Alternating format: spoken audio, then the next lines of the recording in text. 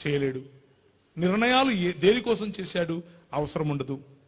ఒంటరిగా ఉన్నవాడు కనుక ఆ దృక్పథంలో చూస్తే కనీసం 3 లక్షణాలు ఉండాలి.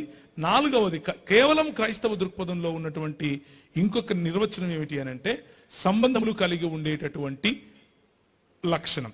ఇవన్నీ కూడా పరిశుద్ధాత్మునిలో ఉన్నాయి. పరిశుద్ధాత్ముడు వ్యక్తి, పరిశుద్ధాత్ముడు శక్తి కాదు. పరిశుద్ధాత్ముడు తన చిత్తము చొప్పున తనకు ఎవరికి ఎప్పుడు ఏ వరమునివ్వాలో ఆ వరమును సంఘములో ఇస్తాడు అంటూ కొరింథీయులకు రాసిన పత్రిక తనకు సొంతంగా ఒక చిత్తం ఉంది అని చెప్తున్నాడు. పరిశుద్ధాత్ముని మీరు బాధించకుడి అని పౌలు చెప్తున్నాడు. Do not quench the spirit అని రాసుంటుంది. పరిశుద్ధాత్ముడు అనేటటువంటి ఆ దీపమును ఆర్పకుడి అని దేవుని వాక్యం చెబుతోంది. Do not grieve the spirit of God. పరిశుద్ధాత్ముని మీరు బాధింపకుడి అని మాట. అంటే ఆయనలో భావనలు ఉన్నాయి అని మనకు అర్థమవుతుంది.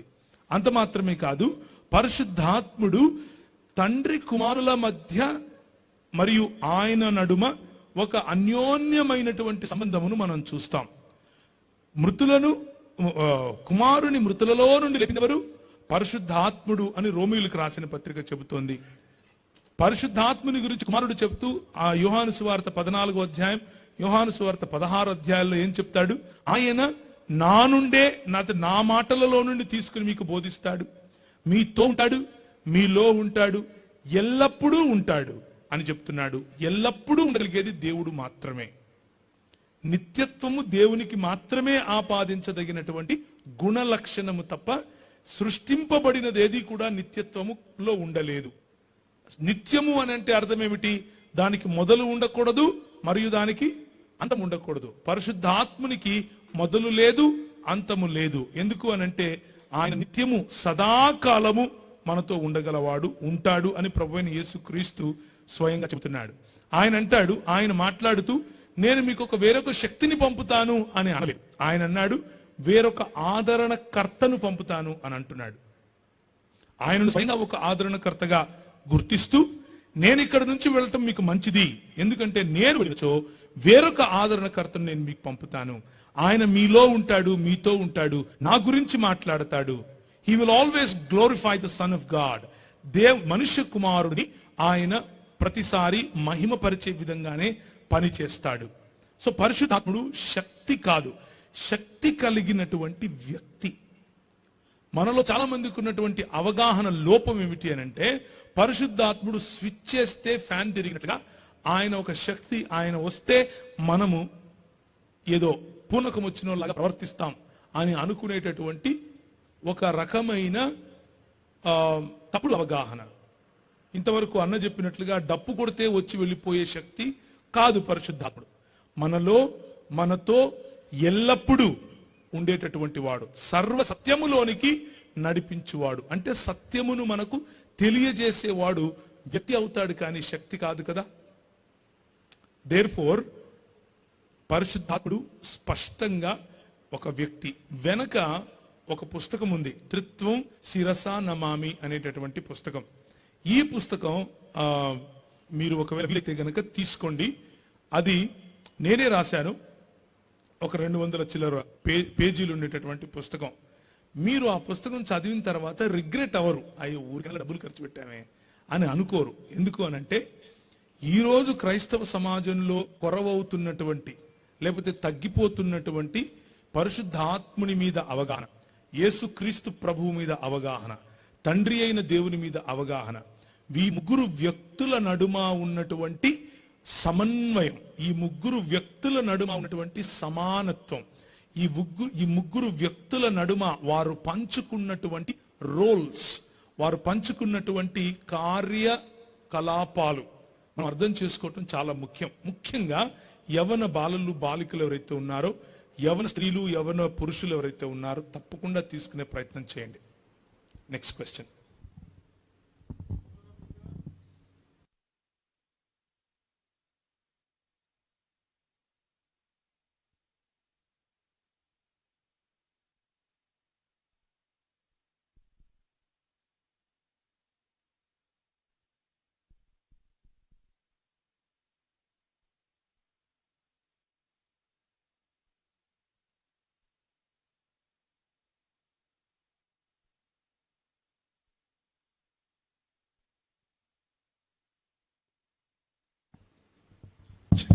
చెప్పండి బ్రదర్.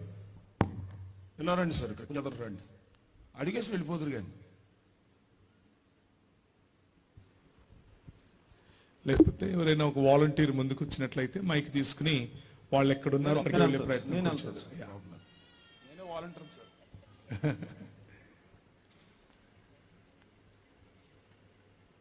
అడగండి సార్. వందనాలు సార్. వందనాలు సార్. మత్తయి సువార్త 19వ అధ్యాయం. ఒక వ్యక్తి యేసు ప్రభు దగ్గరకు వచ్చి, బోధకుడా, నిత్య జీవం పొందుటకు నేను ఏ మంచి కార్యము చేయవని ఆయన అడిగినప్పుడు యేసు ప్రభు వారు ఆజ్ఞలు చెప్తారు.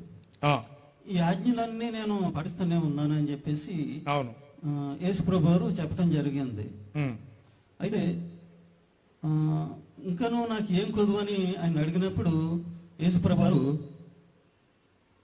నీవు పరిపూర్ణుడవటకు కోరిన ఎడ్ల పోయి నీ ఆస్తిని అమ్మి బీదలకిమ్ము, అప్పుడు పరలోకమందు నీకు ధనము కలుగును, నీవు వచ్చి నన్ను వెంబడించమని అతనితో చెప్పాను. ఈ ఆజ్ఞ అతనంతుడికి ఒక్కడికే వర్తిస్తుందా, లేకపోతే మనకు కూడా వర్తిస్తుందా అండి? Okay, thank you brother. కూర్చోండి. ఇంకేమైనా ప్రశ్నలు ఉన్నాయా?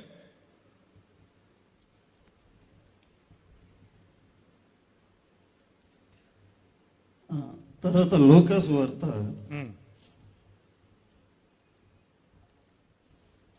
12వ అధ్యాయం 33వ వచనంలో, మీకు కలిగిన వాటిని అమ్మి ధర్మము చేయుడి, పాతగిలిన సంచులను పరలోకమందు అక్షమైన ధనమును సంపాదించుకొనుడి.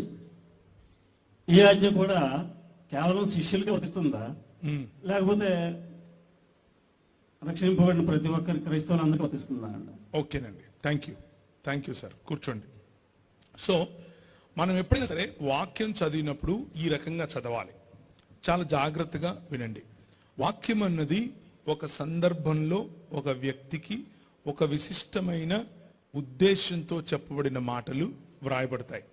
ప్రభు అయిన యేసుక్రీస్తు తను మాట్లాడిన మాటలను శిష్యులు ముఖ్యమైన వాటివి ఏవైతే ఉన్నాయో వాటిని నమోదు చేశారు.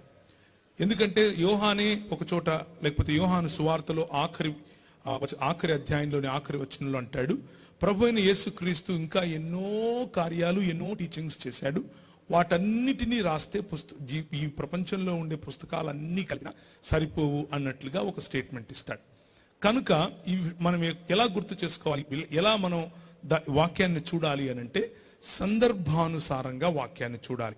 ఆ వాక్యములో మనకు ఒక ప్రామిస్ అంటే వాగ్దానం ఉందా, ఆ వాక్యంలో మనకు ఒక సజెషన్ అంటే ఒక సలహా ఉందా, ఆ వాక్యంలో మనకు ఆజ్ఞ అంటే ఒక కమాండ్మెంట్ ఉందా అని చూడాలి. ఇవి కాకపోతే ఏ ఉన్నా, వాగ్దానం ఉన్నా, సజెషన్ ఉన్నా, లేకపోతే ఆజ్ఞ ఉన్నా, వెనుక ఉన్న నియమము ఏమిటి అని చూడాలి. నియమాన్ని గుర్తించుకొని చదివే వాక్యం చదివేటటువంటి స్టడీ ఏదైతే ఉంటుందో ఆ అధ్యయనము మనకు ఉపయోగపడుతుంది, మనల్ని తప్పుదారిలోనికి తీసుకుని వెళ్ళదు. మనం గనుక లిటరల్గా అంటే అక్షరార్థంగా దేవుని వాక్యాన్ని అర్థం చేసుకునే ప్రయత్నం చేస్తే చాలా విషయాల్లో తప్పుదారి పడతాం. అలా ఎప్పుడు అక్షరార్థంగా మనం దాన్ని అర్థం చేసుకోకూడదు, దాని వెనుకున్న నియమాన్ని అర్థం చేసుకోవాలి. ఇక్కడ ఒక ధనవంతుడైనటువంటి యువకుడు వచ్చాడు, ప్రభువుతో మాట్లాడుతున్నాడు. నేను నిత్య రాజ్యాన్ని పొందాలి అంటే ఏం చేయాలి అని అడిగాడు. ప్రభు అయినటువంటి యేసుక్రీస్తులో 2 లక్షణాలు ఉన్నాయి. మొదటిది, ఆయన మానవుడిగా మన మధ్యకు వచ్చాడు. రెండవది, ఆయన దేవుడిగా కూడా ఉన్నాడు. దేవత్వమును విడవకుండా ఆ దేవత్వము పైన మానవ తత్వమును ధరించుకొని వచ్చాడు. కనుక ఈ యేసు ప్రభువును హైపోస్టాటిక్ యూనియన్ అని పిలుస్తారు. అంటే 2 లక్షణములను ఒకే శరీరము యందు, దేవత్వము యొక్క సర్వ పరిపూర్ణతను క్రీస్తు యేసునందు సంపూర్ణముగా ఉంచుకున్నటువంటి ప్రభువు, అలాగే మానవులకు ప్రతినిధిగా 100% మానవుడిగా కూడా ఉండినటువంటి ప్రభువు కేవలం యేసు ప్రభు. ఈయనకు మనసులో ఉన్నటువంటి అంతరము, లేకపోతే మనసులో ఉన్నటువంటి హృదయాంతరాళాలలో ఉన్నటువంటి భావనలు తెలుసు. కాబట్టి ఈ యవనుని యొక్క హృదయంలో ఏం జరుగుతుందో తెలిసినటువంటి ప్రభు. అందుకు ఆ యవనుని హృదయంలో ఉన్నటువంటి ఆలోచనలు ఎరిగిన ప్రభు అంటున్నాడు, నువ్వు కమాండ్మెంట్స్ అంటే ఈ ఆజ్ఞలు ఏవైతే ఉన్నాయో వాటిని నువ్వు చెయ్యి అని. ఆయనకు తెలుసు, పౌలు అన్నట్లుగా ఏ మనిషి కూడా అన్ని ఆజ్ఞలను అన్ని సమయాల్లో ఉన్నది ఉన్నట్లుగా తూచా తప్పకుండా నియమాలను ఉల్లంఘించకుండా చేయలేరు అని ప్రభు అయిన యేసుక్రీస్తుకు తెలుసు. ఈ మాట పౌలు రాసినటువంటి పత్రికలలో చెప్తున్నాడు. ఏమని చెప్తున్నాడు? ఎవడును ఆజ్ఞలను ఎప్పుడు ఏ తప్పు లేకుండా చేయడం అన్నది జరగని పని అని చెప్తున్నాడు. కానీ యువకుడు ఏమంటున్నాడు? నేను చిన్నప్పటి నుంచి చేస్తున్నానండి, ఇప్పుడేంటి మరి అని అడుగుతున్నాడు. అంటే ఆ యువకుని హృదయంలో ఉన్న వైఖరిని ప్రభువు గుర్తించాడు. వీడు అంటే ఈ యువకుడు ఒప్పుకునేట్లుగా లేకపోతే ఆయన హృదయంలో మార్పు కలిగింది అని చెప్పేట్లుగా ఆయన వైఖరి లేదు అని తెలిసిన ప్రభువు ఆయనకు ఒక చిన్న ఆయన వైఖరిని బయట పెట్టడానికి, ఆయన హృదయంలో ఉన్నటువంటి దేవుని రాజ్యం పట్ల ఉన్న వైఖరిని బయట పెట్టడానికి ఈ ప్రశ్న వేశాడు. ఏమని? అయితే నీకు ఒకటి కొదువు ఉంది బాబు, నువ్వు వెళ్ళి నువ్వు సంపాదించిందంతా బీదలకు అమ్మి నన్ను వెంబడించు. లాస్ట్ లో మీరు ఆ వచనం చదివితే బాగుండేది. నన్ను వెంబడించు అనే మాట చాలా ప్రాముఖ్యం. ఇవన్నీ కాదు బాబు, నీకున్న ధనం పైన నీకేముంది? ధనాన్ని నువ్వేం చేస్తున్నావు? ప్రేమిస్తున్నావు. ఎవరికంటే ఎక్కువగా ప్రేమిస్తున్నావు? అది అక్కడ ఉన్నటువంటి సమస్య. నువ్వు ధనం సంపాదించటం తప్పు కాదు, నువ్వు ధనార్జన చేయటం తప్పు కాదు, నువ్వు ఇల్లు సంపాదించటం తప్పు కాదు, నువ్వు భూమి సంపాదించటం తప్పు కాదు, నువ్వు నీ పిల్లలకు మంచి భవిష్యత్తు కోరుకోవటం తప్పు కాదు. కానీ ధనమును ప్రేమించటం తప్పు. నీ పిల్లలను దేవుని కంటే ఎక్కువగా ప్రేమించటం తప్పు. నీ పిల్లల భవిష్యత్తును ప్రభువు కంటే ఎక్కువగా ప్రేమించటం తప్పు. నీకున్న సంబంధాలను ప్రభువు కంటే ఎక్కువగా ప్రేమించటం తప్పు. నీకున్న సంఘాన్ని ప్రభువు కంటే ఎక్కువగా ప్రేమించటం తప్పు. కొంతమంది నీకున్నటువంటి పరిచర్యను కూడా సంఘము కంటే ఎక్కువగా ప్రేమించటం తప్పు. క్షమించండి, దేవుని కంటే ఎక్కువగా ప్రేమించటం తప్పు. ప్రభువైన యేసు క్రీస్తుకు పూర్ణ హృదయంతో, పూర్ణ మనస్సుతో, పూర్ణ ఆత్మతో, పూర్ణ శక్తితో ఇవ్వాల్సినటువంటి స్థానాన్ని ఇవ్వకుండా మధ్యలో దేనికిచ్చినా అది తప్పే. ఆ మాటను వెలికి తీయటం కోసమే ప్రభువైన యేసుక్రీస్తు ఆ ప్రశ్నను వేశాడు. ఇది అందరికీ సంబంధించింది, ఆ ఒక్క వ్యక్తికే కాదు. మీకు, నాకు, ప్రశ్న అడిగిన సహోదరునికి సమాధానం చెప్పే నాకు, కూర్చుని ఉంటున్న మీకు, మైకుల ద్వారా వింటున్న వారికి కూడా ఇది అన్వయించుకోవలసిందే. మానవుడు ధనార్జన చేయటం ద్వారా పాపం చేయడు, కానీ ధనమును ప్రేమించటం ద్వారా పాపం చేస్తాడు. ధనమును లేకపోతే ధనము పట్ల మక్కువ, ధనము పట్ల ఆశ కారణంగా పాపం చేస్తాడు. దాన్ని కారణంగా దేవుని రాజ్యం నుంచి దూరమవుతాడు. లూకాసు వార్తలో మీరు అడిగింది కూడా అదే. శిష్యులకు ప్రభు ఇచ్చినటువంటి ఆ మాట, శిష్యులు ధనము కంటే వారి సంబంధాల కంటే ప్రభువును ఎక్కువగా ప్రేమిస్తున్నారా లేదా అన్నటువంటి ఈ తక్కెడ లేకపోతే దేవుని న్యాయపరమైనటువంటి త్రాసులో పెట్టుకోవడం కోసం మనల్ని మనం బేరీజు వేసుకోమని అడుగుతున్నాడు. వింటున్నారు సార్, బయట వాళ్ళు ఫోన్ చేసి అడిగారు. లూకాసు వార్త 16వ అధ్యాయము 9వ వచనం సార్.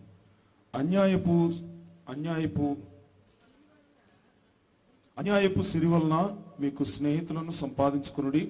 ఎందుకనగా ఆ సిరి మిమ్మల్ని వదిలిపోనప్పుడు వారు నిత్యమైన నివాసములో మిమ్మల్ని చేర్చుకుందరని మీతో చెప్పుచున్నా. ఇది మొదటిది సార్. రెండవది నా దగ్గరికి 2 వచ్చినాయి సార్. ఇది అయిపోయినాయి. ఇవి వేరు వేరు వాళ్ళు రాసిన, వేరు వాళ్ళు రాసి. సరే, ఇవి అయిపోయినాయండి. దానికి వద్దాం, అక్కడికి వచ్చేద్దాం. రైట్. సో 16వ అధ్యాయము మళ్ళీ కాంటెక్స్ట్ అంటే దానికి ఉన్నటువంటి సందర్భం చాలా ప్రాముఖ్యమైనటువంటిది. మనము సందర్భం లేకుండా వాక్యంలో నుంచి ఒక వచనాన్ని అలా బయటకు తీసి చదవటం వల్ల మనం ఏది కావాలంటే దాన్ని ఆ వాక్యంలో నుంచి నిరూపించగలం.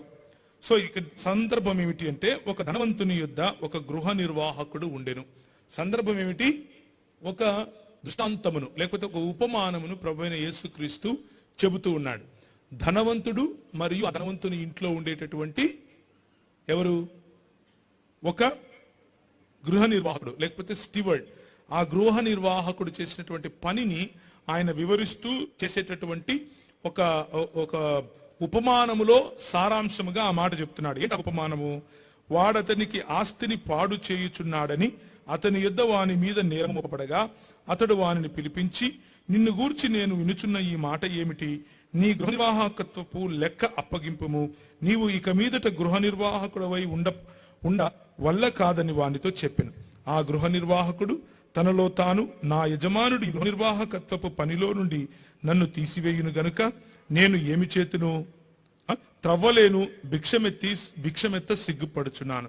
నన్ను ఈ గృహ నిర్వాహకత్వపు పని నుండి తొలగించినప్పుడు వారు నన్ను తమ ఇండ్లలోనికి చేర్చుకొనున్నట్లు ఏమి చేయవలెనో నాకు తెలియననుకొని తన యజమానుని రుణస్థులలో నుండి ఒక్కొక్కటి పిలిపించి, నీవు నా యజమానికి ఎంత అచ్చి ఉన్నావని మొదటి వానిని అడిగెను.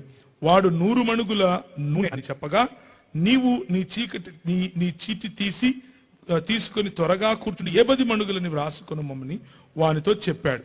తర్వాత వాడు నీవు ఎంత చిచ్చినావని వేరు వాళ్ళని అడిగితే ఆయన తగ్గించి అంటే డిస్కౌంట్ ఇచ్చి రాసుకోమని చెప్పాడు. అన్యాయస్తుడైన ఆ గృహ నిర్వాహకుడు యుక్తిగా నడుచుకొనినని వాని యజమానుడు వానిని మెచ్చుకొనెను. వెలుగు సంబంధుల కంటే, ఇది చాలా జాగ్రత్తగా మనం అండర్లైన్ చేసుకోవాల్సినటువంటి అంశం. వెలుగు సంబంధుల కంటే, అక్కడ 1 అని పెట్టండి. ఆ 1 కింద ఏముంది? మూల భాషలలో వెలుగు కుమారుల కంటే అన్నటువంటి మాట. వెలుగు సంబంధుల కంటే ఈ లోక సంబంధులు 2 అని పెట్టారు అక్కడ. దాని కింద ఏముంది? యుగపు కుమారులు, లేకపోతే ఈ యుగ దేవతకు సంబంధించిన వారు అని కూడా అర్థం వస్తుంది. సో ఏమన్నారు? వెలుగు సంబంధుల కంటే ఈ లోక సంబంధులు తమ తరమును బట్టి చూడగా యుక్తిపరులై ఉన్నారు. అన్యాయపు సిరి వలన మీకు స్నేహితులను సంపాదించుకొనుడి. ఎందుకనగా ఆ సిరి మిమ్మును వదిలిపోవునప్పుడు వారు నిత్యమైన నివాసములలో మిమ్మల్ని చేర్చుకుందరు. నిత్యమైన నివాసము, దీన్ని కూడా అండర్లైన్ చేయాలి. ఇప్పుడు 3 వేరు సందర్భాలను, 3 వేరు ఘటనలను ఆయన ఒక చోటికి చేర్చి నిత్యమైన నివాసం దగ్గరికి తీసుకొస్తున్నాడు. దీన్ని కొంచెం జాగ్రత్తగా చిక్కుముడి లేకుండా అర్థం చేసుకోవాలి. సో నిత్యమైన నివాసములో మిమ్మల్ని చేర్చుకుందరని మీతో చెప్పుచున్నాను. మిక్కిలి కొంచెములో, దీని సారాంశం ఏమిటి? మొత్తం చెప్పిన తర్వాత దీని సారాంశం ఏమిటి? మిక్కిలి కొంచెములో నమ్మకముగా ఉండువాడు ఎక్కువలోనూ నమ్మకముగా ఉండును. మిక్కిలి కొంచెములో అన్యాయముగా ఉండువాడు ఎక్కువలోనూ అన్యాయముగా ఉండును. కాబట్టి మీరు అన్యాయపు సిరి విషయములో నమ్మకముగా ఉండని ఎడల. ఇప్పుడు చూడండి, మళ్ళా ఆ సారాంశముని వివరిస్తూ ఏమంటున్నాడు? మీరు అన్యాయపు సిరి విషయములో నమ్మకముగా ఉండని ఎడల సత్యమైన ధనమును ఎవరు మీ వశము చేయును? మీరు పరుల సొమ్ము విషయములో నమ్మకముగా ఉండని ఎడల మీ సొంతమైనది మీకు ఎవడు ఇచ్చును? ఏ సేవకుడును 2 యజమానులను సేవింపలేడు. వాడు ఒకరిని ద్వేషించి ఒకరిని ప్రేమించును, లేక ఒకరిని అనుసరించి ఒకరిని తృణీకరించును. సో ఇది సంపూర్ణమైనటువంటి దానికున్న నేపథ్యం లేకపోతే సందర్భం. ఈ సందర్భంలో లేకుండా ఆ ఒక్కదాన్నే తీస్తే ప్రభువైన యేసుక్రీస్తు అన్యాయం చేయండి, అన్యాయం చేసి ధనం సంపాదించుకోండి, ఆ అన్యాయం చేసి సంపాదించుకున్న ధనంతో స్నేహితులను కొనుక్కోండి అని చెప్తున్నాడు అన్నటువంటి అర్థమే వస్తుంది. కానీ సంపూర్ణంగా ఉన్న సందర్భంలో చదివితే మనకి ఇప్పుడు ఏమర్థమైంది? ప్రభు ఏమంటున్నాడు అని అంటే, ఒక ఉపమానం చెప్పాడు. ఆ ఉపమానంలో అనీతిపరుడు లేకపోతే నీతి తప్పినటువంటి ఒక గృహ నిర్వాహకుడు ఉన్నాడు. వాడు అంత నీతి తప్పినా వాడికి ఉన్న తెలివేంటి అని అంటే, కనీసము నేను అంతా కోల్పోయినా కానీ ప్రజల దగ్గరికి తిరిగి వెళ్ళిపోవచ్చు అని వీడు ఎవరెవరికైతే తన యజమానుని సొమ్మును అప్పుగా ఇచ్చాడో వారికి అది తగ్గించి వారి పైన ఏం చూపించే ప్రయత్నం చేశాడు? కొంచెము కృపను, కొంచెం కనికరాన్ని చూపించే ప్రయత్నం చేశాడు. తద్వారా వారి మధ్యలో వీడి యొక్క క్రూడ్నెస్, వీడి యొక్క ష్రూట్నెస్, వీడు చేసినటువంటి పాపముల యొక్క లెక్కను తగ్గించుకునే ప్రయత్నం చేశాడు. వీడికి ఉన్నటువంటి అన్యాయపు సిరి కేవలము స్వార్థముతో సంపాదించిన ఈ సిరిని దానితోనే ఆపకుండా కనీసం ఇప్పుడైనా బుద్ధి వచ్చిందిరా నాయన, ఆ చేసిన మోసాన్ని తగ్గించుకుందాం అన్నటువంటి ఆలోచించాడు. ఆ ఆలోచనను ప్రభువు వెలుగు కుమారులతో పోల్చలేదు. ఆ ఆలోచనను ప్రభు దేని కుమారులతో పోల్చాడు? చీకటి లేకపోతే ఈ లోక సంబంధమైన కుమారుడితోనే పోల్చాడు. అంటే వాడు చేసిన పనిని ప్రభు ఏ లోక సంబంధమైనదిగా చెప్తున్నాడు? ఈ లోక సంబంధమైనదిగానే చెప్తున్నాడు. ఈ లోక అధికారికి నమ్మకంగా పనిచేయటం గురించే చెప్తున్నాడు. కనుక ప్రభువు అన్యాయపు సిరిని సంపాదించండి అని చెప్పట్లేదు, అన్యాయపు సిరి ద్వారా స్నేహాలు సంపాదించండి అని చెప్పట్లేదు. కానీ ఏం చెప్తున్నాడు అనంటే, కనీసం వాడికున్నంత తెలివైన మీరు వెలుగు సంబంధులైన వారు, వెలుగు కుమారులు, మీరు కూడా కనీసం ఆ తెలివి సంపాదించండి అంటున్నాడు. ఎందుకు అనంటే, మీరు ఈ లోకంలో ఉండి ఇద్దరు యజమానులను మీరు సేవించలేరు. మీరు మొత్తం నన్నన్నా సేవించండి, లేకపోతే నా శత్రువు అయినటువంటి సాతానునన్నా సేవించండి. వాడి రాజ్యంలో అన్న భాగంగా ఉండండి, నా రాజ్యంలో అన్న భాగంగా ఉండండి. నా రాజ్యంలో భాగంగా ఉంటే నీతినే చేస్తారు. నీతిని చేసేటప్పుడు అవినీతి ద్వారా అవతలి వాడిని మోసపరచరు. ఒకవేళ అవినీతి ద్వారా మోసపరిచినా నా రాజ్యంలోనికి నువ్వు రావాలి అని అనుకుంటే ఈ అవినీతికి తిరిగి ఇచ్చేసే. ఇంతకుముందు మనం చెప్పుకున్నట్లుగా అమ్మి వాడికి ఇచ్చేసేయి, వాడిని సంపాదించుకో, నేను మారాను, నేను ప్రభువుకు చెందిన వాడిని అన్నటువంటి ఘోషణ అందరి ముందు చెయ్యి అని చెబుతూ ఉన్నాడు. ఆ తరువాత వాడు నీవు అన్యాయపు సిరి వలన మీకు స్నేహితులను సంపాదించుకొనుడి, ఎందుకనగా అన్నటువంటి దానికి క్రిందనే మిక్కిలి కొంచెములో నమ్మకముగా ఉండువాడు ఎక్కువలోనూ నమ్మకముగా ఉంటాడు. మిక్కిలి కొంచెములో అన్యాయముగా ఉండేవాడు ఎక్కువలో కూడా అన్యాయంగా ఉంటాడు. నేను గనక నా రాజ్య భారము ఎవరికైనా ఇవ్వాలి అని అనుకుంటే నేను ఎవరిని చూస్తాను అనంటే, కొంచెం ఇచ్చినా సరే అందులో నమ్మకంగా ఉండేవాడిని ఎన్నుకుంటాను. నా గృహ నిర్వాహకుడు ఇటువంటి పనులు అన్యాయపు సిరిని సంపాదించేవాడుగా ఉండకూడదు. అన్యాయపు సిరి కాకుండా కొంచెమైనా సరే దాంట్లో నమ్మకంగా ఉంటే చాలు. అలాంటి వాడు నా రాజ్యమునకు భాగీదారుడవుతాడు, నా రాజ్యములో గృహ నిర్వాహకుడు అవుతాడు అని చెబుతూ ఏమంటున్నాడు? కాబట్టి మీరు అన్యాయపు సిరి విషయంలో నమ్మకముగా ఉండని ఎడల సత్యమైన ధరమును మీ వశము ఎవరు చేస్తారు? అంటే మీరు స్వార్థంగా సంపాదించినటువంటి మీ భూములు, స్వార్థంగా సంపాదించినటువంటి మీ పుటలు, స్వార్థంగా సంపాదించినటువంటి మీ ఆస్తి విషయంలో కూడా యేసు ప్రభువు యొక్క రాజ్యములోనికి వచ్చే సమయంలో కనీసం దాంట్లోనా మీరు నమ్మకంగా లేకపోతే, మీరు అక్రమంగా చేసిన దాన్ని తిరిగిచ్చే విషయంలో నమ్మకంగా లేకపోతే, అలా చేయటం ద్వారా దేవుని కొరకు ప్రజలను గెలవలేని పరిస్థితిలో ఉంటే ఇక మీరు దేవుని రాజ్యంలో మీకు బాధ్యతను ఎవరిస్తాడు? నేనైతే ఇవ్వను అని చెప్పేటటువంటి క్రమం ఇది. కాబట్టి సారాంశం ఏమిటి అంటే, మీరు ఇద్దరు యజమానులను మీరు సేవింపలేరు. అన్యాయపు సిరిని సంపాదించటం అనంటే, మీకు ఒక యజమాని ఉండగా, గృహనిర్వాహకత్వం ఇచ్చినటువంటి యజమాని ఉండగా వేరొక యజమానిని ఎన్నుకోవటం. ఆ యజమాని ఈలోక సంబంధమైనటువంటి యజమాని. ఆ యజమానికి నమ్మకంగా కూడా, ఆ యజమానికి కూడా నువ్వు నమ్మకంగా బ్రతకలేకపోతే ఇక నువ్వు నాకేం నమ్మకంగా బ్రతుకుతావు నాయనా అని అడుగుతున్నాడు. ఆ యజమాని కన్నా కనీసం దాంట్లో నమ్మకంగా ఉన్నవాడు కూడా ఉన్న ఆ అన్యాయపు సిరిని నమ్మేసి కొంతమందిని సంపాదించుకుంటున్నాడు. నువ్వు అది చేయలేకపోతే నువ్వు నాకేం పనికి వస్తావు అని అడుగుతున్నాడు. ఇది క్రైస్తవులో మనం నేర్చుకోవలసినటువంటి ఒక మంచి నియమం. ఏంటా నియమం అంటే, ఇచ్చిన తక్కువలో అయినా సరే న్యాయముగా ఉండి అన్యాయము చేయకుండా, అన్యాయపు సిరిని సంపాదించకుండా ప్రభువుకు నమ్మకంగా ఉందాం. ఒకవేళ మనం అన్యాయం చేసి ఉంటే కొన్ని రెట్లు వారికి వెనక్కి ఇచ్చేసి ఆ అన్యాయపు సిరిని వదిలించుకొని దాని ద్వారా దేవుని రాజ్య స్థాపనలో మనము కొంతమందిని గెలుచుకుందాం అని చెప్పేటటువంటి నియమం. ఇప్పటి వరకు మరణించిన వారైనను విశ్వాసులు కానీ అవిశ్వాసులు కానీ ఎక్కడ ఉన్నారు? ఓకే, దీనికి వేరు వేరు థియలాజికల్ పర్స్పెక్టివ్స్ ఉన్నాయి. థియలాజికల్ అంటే దేవుని లేదా దేవుని యొక్క అధ్యయనం, దేవుని అధ్యయనం చేసే, లేఖనములను అధ్యయనం చేసేటటువంటి శాస్త్రం. ఆ శాస్త్రంలో వేరు వేరు తలంపులు స్కాలర్స్ చెప్తారు. ఒకటి వచ్చేసి, చనిపోయిన వారు పరదైసు అన్న ప్రాంతానికి వెళతారు. ఆ పరదైసు అన్న ప్రాంతంలో వారు అలా వారు నిద్రించిన స్థితిలో ఉంటారు. ఒకానొక సమయంలో తీర్పు అన్నది జరుగుతుంది. తీర్పు తరువాత నిద్రించిన వారిని మధ్యాకాశములోనికి ఇక్కడ నుంచి కొనిపోబడిన మనం కలుసుకుంటాం అని దేవుని వాక్యము పౌలు రాసినటువంటి పత్రికలలో మనకు స్పష్టం చేస్తాడు. ఇది ఒక రకమైనటువంటి ఆలోచన. రెండవ రకమైనటువంటి ఆలోచన ఏమిటి అని అంటే, అలా కాదండి, పరదైసు అన్నది ఒకనొక సమయంలో ఉండేది, కానీ ప్రభువైన యేసు క్రీస్తు చెరగా చెరపట్టి తీసుకుని వెళ్ళాడు కాబట్టి పరదైసు అన్నదాన్ని కూడా ఆయన పాతాళలోకమునకు దిగిపోయెను అని రాసినటువంటి మాట ఆధారంగా ఆ చెరను అంటే పరదైసును కూడా చెరపట్టి తీసుకుని వెళ్ళిపోయాడు.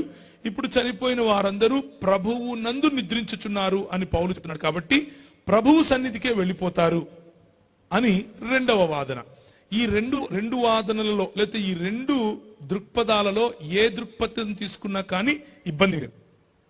దీనికి వాక్యానికి సంబంధించినటువంటి సపోర్ట్ ఉంది, దానికి వాక్యానికి సంబంధించినటువంటి సపోర్ట్ ఉంది. అయితే ఈ రెండిట్లోనూ ఒక బ్యాలెన్స్ స్ట్రైక్ చేయాలి. ఏంటా బ్యాలెన్స్ అనంటే, ప్రభువు ఒక మాట మనం ఇంతకుముందు చదివినట్లుగా ప్రభువైన యేసుక్రీస్తు అపోస్తలుల కార్యములు 1వ అధ్యాయంలో చెప్పినట్లుగా గూఢమైనవి యెహోవా వశము, కానీ మనకు ఏవైతే స్పష్టంగా చెప్పాడో వాటిని అర్థం చేసుకోవటం మన బాధ్యత. ఇదే మాటను ద్వితీయోపదేశకాండంలో యెహోవా దేవుడు కూడా చెబుతాడు. ఇదే మాటను యెషయా గ్రంథంలో కూడా వాక్యము కొంచెం ఇచ్చట కొంచెం అచట మనకు వచ్చింది అని చెప్తాడు. మన బాధ్యత ఏమిటి అని అంటే వాటన్నిటినీ క్రోడీకరించుకొని ఒక సరైన అవగాహనలోకి రావటం. అయితే ఈ క్రమంలో దేవుడు లేకపోతే వాక్యము చెప్పని వాటిని మనము చెప్పినా, వాక్యము చెప్పిన వాటిని మనం చెప్పకుండా ఉన్నా, ఈ రెండిట్లో ఏది చేసినా కానీ మనం తప్పులో కాలు వేసిన వాళ్ళం అవుతాం. నా వరకు నేనైతే ఈ రెండు దృక్పథాలను, అంటే మొదటిది పరదైసులో ఉంటారు అన్న దృక్పథం, రెండవది దేవుని సన్నిధిలో దేవుని రాజ్యంలో అయితే పరలోకములో ఉంటారు అన్నటువంటి దృక్పథం, ఈ రెండిటినీ కూడా రెండు చేతులతో పట్టుకుని వెళ్ళటానికే ఇష్టపడుతున్నాను. ఎందుకు ఇష్టపడుతున్నాను అనంటే, చివరిగా మన డెస్టినీ మనము వెళ్ళి స్థిరపడాల్సింది కేవలం పరలోకంలో కాదు, దానికంటే ముందు దేవుని రాజ్యము ఈ లోకములో స్థాపించబడాలి. దేవుని రాజ్యములో మనము మరియు నిద్రించినటువంటి మన భక్తులు, మన పెద్దలు ఎవరైతే మన ముందు నడిచారో మనందరము కూడా దేవుని రాజ్యమును స్థాపించి అందులో ఏలాలి. మనము ప్రభుత్వము చేయాలి, దానికి సిద్ధపడాలి. ఆ క్రమంలో వారు పరలోకంలో ఉంటే నాకేంటి, పరదేశంలో ఉంటే నాకేంటి, తిరిగి మనం ఈ లోకంలో రాజ్యమును స్థాపిస్తామా లేదా, ఆ దానిపైన నా దృష్టి ఉంది. కాబట్టి అది ఏ మిలేనియలిజం అనండి, పోస్ట్ మిలేనియలిజం అనండి, ప్రీ మిలేనియలిజం అనండి, ఏదైనా అనండి, ఈ అన్నిటి మధ్య ఉన్న ఘర్షణను చేతితో పట్టుకొని తిరగటంలో నాకు ఏ ఇబ్బంది లేదు. ఎందుకు అనంటే, చివరిగా నేను దేవుని రాజ్యమును ఇక్కడ ఈ భూమి యందు చూడాలి అని ఆశపడుతున్నాను. అందుకనే మన ప్రార్థన, పరలోకమందున్న మా తండ్రి, నీ నామం పరిశుద్ధపరచబడును గాక, నీ రాజ్యం వచ్చును గాక, నేను చచ్చిపోయి నీ రాజ్యంలోకి పోదును గాక కాదు మన ప్రార్థన. మన ప్రార్థన ఏంటి? నీ రాజ్యము వచ్చును గాక అన్నది మన ప్రార్థన. కాబట్టి మన దృష్టి నేను చచ్చిపోతే ఎక్కడికి వెళ్తాను అన్నదానికంటే ఎక్కువ నీ రాజ్యమును తెచ్చే దాంట్లో మనం పెట్టాలి. ఇది this is what I look at. నేను ఈ విధంగా వాక్యాన్ని చూస్తాను. మత్తయి సువార్త 16వ అధ్యాయం 28వ వచనం. ఇక్కడ నిలిచిన్న వారిలో కొందరు మనుష్య కుమారుడు తన రాజ్యంతో వచ్చుట చూచు వరకు మరణము రుచి చూడరని నిశ్చయముగా మీతో చెప్పుచున్నానను అనగా, అప్పుడు వారు రాకడ వరకు సజీవంగా ఉంటారా, దయచేసి చెప్పండి అని చెప్పి అడిగారు. మత్తయి సువార్త 16:28 సార్. రైట్, సంతోషం.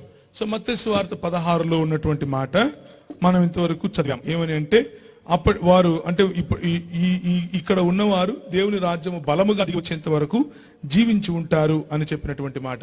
ప్రభు అయిన యేసుక్రీస్తు ఏమని చెప్పాడు అని అంటే, ఒకసారి చూస్తారు మార్కు సువార్త 1వ అధ్యాయం. మార్కు సువార్త 1వ అధ్యాయం. ఆయన ప్రకటించినటువంటి సువార్త ఏం సువార్త? దేవుని రాజ్య సువార్త. ఆయన ఏం చెప్పాడు? యోహాను చెరపట్టబడిన తర్వాత యేసు కాలము సంపూర్ణమై ఉన్నది, దేవుని రాజ్యము సమీపించి ఉన్నది, మారు మనస్సు పొంది సువార్తను నమ్ముడి. దేవుని రాజ్యమన్నా పరలోక రాజ్యమన్నా మెస్సియా రాజ్యము అని అన్నా, ఇవన్నీ కూడా దేవుని రాజ్యం బలముగా దిగి రావటము అని అన్నా, పరిశుద్ధాత్ముని యొక్క కృమరింపు అని అన్నా, సంఘము యొక్క స్థాపన అని అన్నా, ఇవన్నీ కూడా దానియేలు చూసినటువంటి దర్శనములో ఏ చేతి సహాయము లేకుండా తీయబడినటువంటి రాయిని గురించి మాట్లాడుతున్నారు. ఏం జరిగింది? 2వ అధ్యాయం చూస్తారు. దానియేలు గ్రంథం 2వ అధ్యాయం. దానియేలు గ్రంథం 2వ అధ్యాయంలో దానియేలు ఏమని చెప్తున్నాడు? ఈ ప్రపంచంలో అయ్యా మీరు ఏదేదో బాధపడిపోతున్నారు, కానీ నీకు ఒక కల పడింది. ఆ కలలో రాజైన నెబుకద్నెజరు నువ్వేదేదో చూశావు, అవన్నీ కూడా రాజ్యాలు బాబు, అవన్నీ కూడా భావజాలాలు. ఆ భావజాలన్నీ కూడా నశించిపోయేట్లుగా దేవుడు తన రాజ్యాన్ని చివరి దినాల్లో స్థాపిస్తాడు అని చెప్పాడు. ఎక్కడ చెప్పాడు చూడండి, 2వ అధ్యాయము. ఆ ప్రతిమ యొక్క శిరస్సు మేలివి బంగారమయమై ఉన్నది, దాని రొమ్ము భుజములు వెండియు, దాని ఉదరము తొడలను ఇత్తడివియు, దాని మోకాళ్ళు ఇనుముయు, దాని పాదములలో ఒక భాగము ఇనుపదియు, ఒక భాగము మట్టిది. 33వ వచనం అయిపోయింది. 34. మరియు చేతి సహాయము లేక తీయబడిన ఒక రాయి ఇనుమును మట్టి కలిసిన ఆ ప్రతిమ యొక్క పాదముల మీద పడి దాని పాదములను తుత్తునీయులుగా విరగొట్టినట్లు తమకు కనబడెను.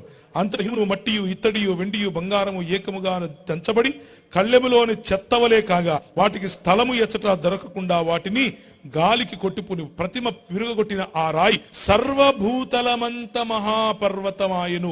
దీన్నే దేవుని రాజ్యం అని అంటున్నారు.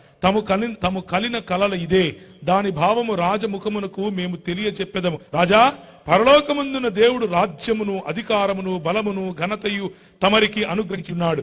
తమరు రాజులకు రాజై ఉన్నారు. అయితే నీవే బంగారు శిరస్సు, అయితే పాదములు వెళ్ళు కలిసిన దానిపైన దేవుని రాజ్యము. ఆ రాజుల కాలమందు పరలోకమందున దేవుడు ఒక రాజ్యమును స్థాపించి 44వ వచనము. పరలోకమందున దేవుడు ఒక రాజ్యమును స్థాపించును, దానికెన్నటికి నాశనము కలగదు. ఆ రాజ్యము దాని పొందిన వారికి గాక మరెవరికి చెందదు. అది ముందు చెప్పిన రాజ్యములన్నిటినీ పగులగొట్టి నిర్మూలము చేయును. అది యుగ యుగములకు నిలుచు. ఏ చేతి సహాయము లేకుండా తీయబడినటువంటి ఆ రాయి ఇంకేదో కాదు, పెంతికోస్తు దినాన దిగి వచ్చినటువంటి పరిశుద్ధాత్ముని యొక్క శక్తి కారణముగా ఏర్పరచబడినటువంటి సంఘము, ఎక్లీసియా అన్నటువంటి పిలువబడినటువంటి ప్రజలు. ఆ రోజు ఆయనతో పాటు నిలువున్న శిష్యులు అందరూ కూడా ఉన్నారా లేరా? పరిశుద్ధాత్ముని యొక్క దాన్ని ఏమంటారు, దిగి రావటంలో మీకు అనిపించవచ్చు, కానీ ఈయన లేడు కదా. ఎవరు? యూదా ఇస్కరియోతు లేడు కదా. యూదా ఇస్కరియోతు ఉన్న సమయంలో కూడా పరిశుద్ధాత్ముని యొక్క లేకపోతే దేవుని యొక్క రాజ్యము దిగి వచ్చినట్లుగా మనం చూస్తాం. ఎప్పుడు అనంటే యేసు ప్రభు వారు పేతురు ఆంద్రియ మరియు యోహాను యాకోబులను వెంటబెట్టుకొని ఒక పర్వతం మీదకి వెళ్తాడు. ఒక పర్వతం మీదకి వెళ్ళినప్పుడు అక్కడ దేవుని యొక్క మహిమ బలముగా దిగి వచ్చటం ప్రజలు చూస్తారు. లోకమందు ఏ చాకలియును ఇంత చలువ చేయలేడు అన్నట్లుగా ప్రభు యొక్క వస్త్రములు దగదగా మెరవటం వారు చూస్తారు. అలా చూసినప్పుడు దేవుని రాజ్యములో నుండి లేకపోతే పైనుంచి దిగి వచ్చినటువంటి ఆ మహిమలో నుండి మోషే మరియు ఏలియాలు ప్రభుతో మాట్లాడుతూ ఉండటం చూస్తారు. ఆ రాజ్యము లేకపోతే ఆ సన్నిధి, ప్రభు యొక్క సన్నిధి చాలా బాగుందని పేతురు ఏమంటాడంటే, అయ్యా ఇక్కడ చాలా బాగుంది, నీకొక పర్ణశాల నాకొక పర్ణశాల, వీళ్ళిద్దరికి ఒక పర్ణశాల కడతాను, ఇక్కడే ఉండిపోదామా అంటాడు. అందుకు యేసు ప్రభు అంటాడు, రావు ఉన్నాయినా అంత తొందరగా ఎందుకు పడుతున్నావు అనగానే ఒక మేఘము దిగి రావటం, ఆ మేఘములో నుండి తండ్రి అయిన దేవుని యొక్క స్వరం ఏమని, ఈయన నా ప్రియకుమారుడు, ఈయన మాట వినుడి, ఈయన యందు నేను బహుగా ఆనందించుచున్నాను అన్న మాటలు. ఈ మాటలు దేవుని యొక్క రాజ్యమును దిగి రావటానికి, వీరు బ్రతికి ఉండటానికి అది ఒక చిహ్నం.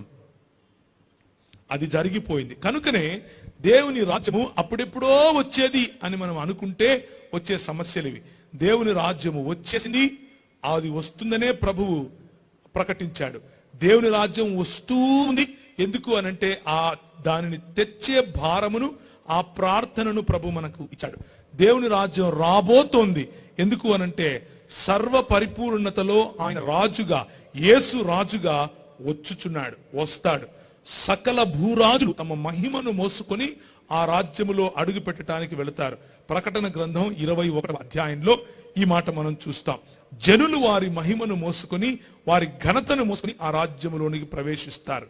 సో ఇదంతా కూడా రక్షణ ఏ విధంగా అయితే మనకు కలిగింది, కలుగుతూ ఉంది, కలగబోతోంది అని వర్తమాన భూత భవిష్యత్ కాలాలను మనం సూచించుకుంటూ మాట్లాడతామో, అలాగే దేవుని రాజ్యము కూడా వచ్చేసింది, వస్తూ ఉంది మరియు రాబోతోంది అన్నట్లుగా 3 కాలాలను కూడా మేళవించుకొని చూడాల్సి ఉంటుంది. దేర్ఫోర్ మీరు అడిగిన ప్రశ్నకు సమాధానం, ప్రభు అయిన యేసుక్రీస్తు సమయానికే దేవుని రాజ్యము దిగి వచ్చింది, అది ఇప్పుడు వస్తూ ఉంది. ఆయన అన్నాడు, దేవుని రాజ్యం మీ మధ్యలో ఉంది.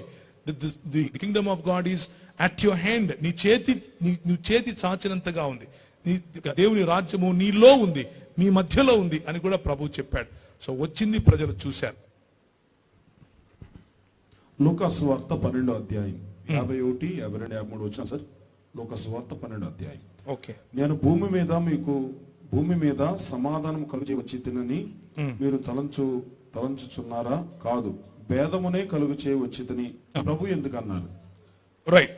అగైన్ మనము కాంటెక్స్ట్ లోనికి వెళ్ళాలి. లూకాసు వార్త 12వ అధ్యాయం 49 నుంచి దాన్ని చదవాలి. దాని పైనుంచి చదివితే ఇంకా మంచిది. ఇది అప్పుడు పేతురు, ప్రభువా ఈ ఉపవాను మాతో చెప్పుచున్నావా, అందరితోనూ చెప్పుచున్నావా అని అడిగినప్పుడు ప్రభు ఇట్లా అన్నాడు, తగిన కాలంలో ప్రతివానికి ఆహారం పెట్టుటకు యజమానుడు తన ఇంటి వారి మీద నియమించినట్టు నమ్మకమైన బుద్ధిగల గృహ నిర్వాహకుడెవడు అంటూ చెప్తూ వచ్చాడు. నేను భూమి మీద అగ్ని వేయవచ్చుని, ఇదివరకే రగులు కొని మండ వలెనని ఎంతో కోరుచున్నాను. ఆయన వచ్చి అగ్గి పెడతానంటున్నాడు, కానీ అది ఇదివరకే రగులుకొని ఉంది అని చెప్తున్నాడు. ఎందుకు అనంటే ఆయన కంటే ముందుగా ఎవరు పంపబడ్డారు? హెబ్రీయులకు రాసిన పత్రికలో ఏమని ఉంటుంది? 1వ అధ్యాయంలో అంత్య దినములలో తన కుమారుడైనటువంటి యేసు క్రీస్తు ద్వారా తండ్రి అయిన దేవుడు మాట్లాడుతున్నాడు. అంతకు ముందు ఎవరి ద్వారా మాట్లాడాడు? ప్రవక్తల చేతను, మోషే చేతను, లేదా ధర్మశాస్త్రము మరియు ప్రవక్తల చేతను ఆయన కరెక్ట్ నానా విధములుగా నానా సమయములందు ఆయన మాట్లాడాడు. ఇదివరకే రగులుకొని మండి ఉండవలనని ఎంతో కోరుచున్నాను. అయితే నేను పొందవలసిన బాప్తిస్మన్నది అది నెరవేరు వరకు నేను ఎంతో ఇబ్బంది పడుతున్నాను. నేను భూమి మీద సమాధానము కలుగజేయవచ్చితనని మీరు తలంచుచున్నారా? కాదు, భేదమే కలుగజేయవచ్చితనని మీతో చెప్పుచున్నాను. ఇప్పటి నుండి ఒక ఇంటిలో 5 వేరుపడి ఇద్దరికి విరోధముగా ముగ్గురును, ముగ్గురికి విరోధముగా 2 ఉందురు. తండ్రి కుమారుడిని, కుమారుడు తండ్రికి, తల్లి కుమార్తెకును, కుమార్తె తల్లికిని, అత్త కోడలికి, కోడలు అత్తకును విరోధులుగా ఉందురని చెప్పెను. మరియు ఆయన జనసమూహములతో ఇట్లను, మీరు పడమటి నుండి మబ్బు పైకి వచ్చుటకు చూచినప్పుడు అంటూ కొనసాగిపోయాడు. ఇక్కడ ప్రభు అయిన యేసుక్రీస్తు స్పష్టంగా చెప్తున్నటువంటి ఒక వ్యత్యాసం, ఒక భేదం ఏమిటి అనంటే, ఈ లోకంలో ఒక రాజ్యము ఉంది, ఈ లోక రాజ్యానికి అధిపతి ఒకడు ఉన్నాడు, ఈ లోకంలో ఒక మర్యాద ఉంది, ఆ మర్యాదలో ప్రజలు ఒక విలువ లేకపోతే కొన్ని విలువలతో బ్రతుకుతున్నారు. కానీ నేను వచ్చినప్పుడు, నేను పంపగా వచ్చినటువంటి అపోస్తలులు, నేను ఇంతకుముందు పంపగా వచ్చినటువంటి ప్రవక్తలు, అంతకుముందు పంపగా వచ్చినటువంటి ధర్మశాస్త్రోపదేశకులు, అంతకుముందు పంపగా వచ్చినటువంటి న్యాయాధిపతులు వగైరా వగైరా అందరూ కూడా నా రాజ్యమును గురించి ప్రకటిస్తూ వచ్చారు, నా రాజ్యములో ఉన్న విలువలను గురించి ప్రకటిస్తూ వచ్చారు. అమ్మ ఏమంటుంది? మతం చాలు అని అంటుంది. కానీ నేనొచ్చిన తర్వాత నన్ను ఎందరు అంగీకరించారో వారు నాకు పిల్లలుగా అవుతారు కదా, వారిలో బిడ్డ ఏమంటుంది? అమ్మ మతం కాదు, మనము ప్రభువును, మెస్సియాను స్వీకరించాలి అని చెప్తుంది. వారిద్దరి మధ్య భేదం వచ్చినట్లే కదా. మతము ఈ లోక మర్యాదను అనుసరించి గడుస్తే, దేవుని రాజ్యము ప్రభు అయిన యేసుక్రీస్తు హృదయానుసారముగా ఉంటుంది. మతము ఈ లోకంలో నియమాలను పెట్టుకొని ప్రజల పైన లేని, లేకపోతే అవసరము లేని గోడలను సృష్టించి ప్రజల మధ్యలో విభజించి పాలించేటటువంటి భేదాన్ని తీసుకుని వస్తే, నేను నా రాజ్యంలో అందరూ ఒకటే, మనమంతా ఒకటి, మనమంతా ఒక కుటుంబం, దేవుని పిల్లలగుటకు నీకు అధికారం ప్రభు ఇచ్చాడు అన్నటువంటి ఆలోచనను, లేకపోతే పరలోక సంబంధమైన నా రాజ్య సంబంధమైన వైఖరిని, దృక్పథాన్ని, ఆలోచనను, లేకపోతే మర్యాదను ఇస్తాను. ఈ మర్యాదలలో వచ్చే మార్పు, ఈ మర్యాదలలో వచ్చే తేడానే ఈ లోకములో నేను ఏం కలగజేయటానికి వచ్చాను? మంటను పెట్టడానికి వచ్చాను అని ప్రభు చెప్పేటటువంటి సందర్భం. సో ఈ లోకంలో మంట పెట్టడానికి వచ్చాను అని అంటే, ప్రభు ఒకరి మీద ఒకరు పట్టుకుని కొట్లాడుకుంటారు, కత్తి పట్టుకొని ఒకరిని చంపేసుకుంటారు, మధ్యలో కిరోసిన్ వేసుకుని తగలెట్టేసుకుంటారు అని కాదు దాని అర్థం. దాని అర్థం ఏమిటి అని అంటే, ఈ లోక మర్యాద చొప్పున ఒకే కుటుంబంలోనే కొంతమంది ఉండే అవకాశం ఉంది. కానీ నామర్యాద చొప్పున కూడా అదే కుటుంబములోనే కొంతమంది నామర్యాద చొప్పున కూడా బ్రతుకుతారు. నామర్యాద చొప్పున బ్రతికే వారు వారిని ప్రేమిస్తారు. కానీ మీరు లోకము నన్ను ద్వేషించిన లాగున మిమ్మును ద్వేషించును, ఎందుకనగా మీరు నన్ను అనుసరించువారు. లోకము మిమ్మును ద్వేషించినప్పుడు మీరు శిష్యులని మీరు తెలుసుకోండి. యోహాను సువార్త 17వ అధ్యాయంలో ప్రభు చేసినటువంటి ప్రార్థన, తండ్రి నేను నీ యందును నీవు నా యందును ఉన్నలాగున వీరును ఏకమై ఉండవలనని నేను ప్రార్థించుచున్నాను. వీరు లోకమందే ఉన్నారు, వీరు లోకము నుండి తీసుకొని పొమ్మని నేను ప్రార్థించటం లేదు, కానీ వీరు లోకమందే ఉండగా దుష్టుని నుండి వీరిని రక్షించమని ప్రార్థించుచున్నాను. ఎందుకు అనంటే ఈ లోక అధికారి ఆ దుష్టుడు, ఆ లోక అధికారి మర్యాదను మనము ప్రభు అయిన యేసు క్రీస్తు రాజ్యంలో కాలు పెట్టిన వెంటనే ఎదిరిస్తాం, ధిక్కరిస్తాం, దాన్ని ఇది కాదు అని అంటాం. కనుకనే భేదం. అది ఇప్పటి వరకు మీరు అడిగిన దానికి అయ్యగారు సమాధానాలు చెప్పారు. సమయం పెద్ద అవ్వలేదు, 3 అయింది కనుక లేచి నిలబడితే అయ్యగారు కూడా భోజనం చేయాలి. మధ్యగంట